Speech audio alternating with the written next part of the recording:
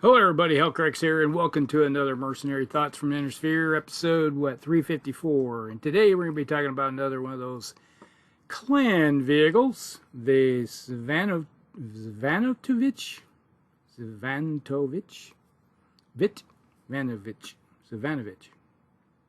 Say that 10 times fast. It's like named after I think like a Yugoslavian god or something like that. Alright, so it's an Infantry Fighting Vehicle, an IFV. It is a 10-15 moving vehicle, hovercraft, which is not bad. Gets there really quick. 35 tons. Has a fusion reactor on board. Comes with 10 free heat sinks, which it doesn't use any of them, which is kind of interesting.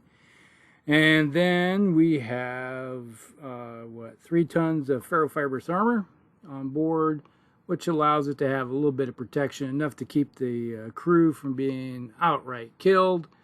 The biggest defender of this thing is its speed, 10-15. So it's always going to have, hopefully, a 4 mod on board to protect it from getting hit at longer ranges and medium ranges. And basically, it's designed to deliver its infantry. That's the whole purpose of this. Is not to fight. Really, it's to deliver. It's a battle taxi. Alright, so weapons on board.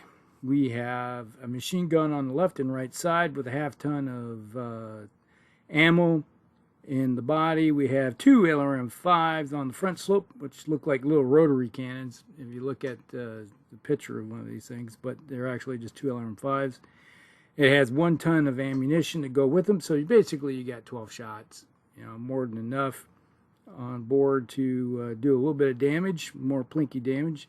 Because typically when you hit with an LR5, the average damage you're going to do is 3. Yeah, it's plink damage. And then we have 2 streak 2s in the turret up on top with a ton of ammunition, which is more than enough. When you got 25, if they both hit constantly, you got 25 shots. But with 2 of them, you got a long term. Just like you're not always going to lock on, so that's not an issue. And then you have a cargo bay of 3 tons for carrying some infantry. There's another version that has 5 tons on board, which allows you to carry a full point of elementals. Basically it's designed to carry infantry one way or the other, to get them across the battlefield, drop them off, and then kick back and maybe sit back at longer range and deliver some LRM ammo down range in support of said elementals. It's like a little bit of harassment while your other big boys, the bigger mechs, are going tromping through the area, attracting attention, allowing the elementals to basically be a nuisance, locking on and using their can openers to fight their way in and maybe carve a hole into the cockpit and take out a pilot or something. So pretty much that's how most of the battles work when we deliver elementals like that on the battlefield. So that's pretty much how I envision this vehicle being used. It's a battle taxi, plain and simple. It's like get it up there, deliver, and then sit back and do a little bit of more damage. I kind of could see one thing is maybe instead of having the 2 SRM2 streaks, they could have easily just put 2 ER large, medium lasers on board instead and make use of that 10 points of heat dissipation that you have with it, and then putting that tonnage towards more ammo for the LRMs, so you can sit there for a longer period of time and deliver range, and then harassment with some ER medium lasers. That would have been, I think, a better design than just throwing on some SRM2 streaks. But, here nor there. They designed it. That's what it is. All right. So that's kind of like how I envision using this vehicle. It's like, go out there, know what your objective is, drop off your elementals, and then fly back, or your infantry that you may have on board. Because typically 3 tons is enough for like a standard straight leg infantry platoon. Drop them off on the objective, and then go back and then support with it. Now, there's another version, obviously a more clan version that has 5 tons, and that will deliver a point of elementals. All right, let's just delve into that real quick here and look at it. All right, so yeah, this is pretty much like the original version that you had. It comes in at roughly 700 battle value, so it's kind of expensive the way it's designed at the moment, but you know, it is what it is. And then they have the other version of this one. This one, or does this one have the 5 tons? I gotta take a look. Yeah, this one has the 5 tons. The original has the one that we just talked about has 5 tons, so you can deliver the elementals. The original version only had 3 tons. This one comes in, has a pair of LRM-5s, and it has a single machine gun, and then it has a couple of Streak 4 launchers in the turret, and then it comes in at roughly 900 battle value. So that's more straight leg infantry, the original version. The one we just talked about, the one with the 2 Streak 2s, that one has the 5 tons. So that's the one that you used for delivering a point of elementals up to the front. And as a clan player, that is the one that you want to be using all the time.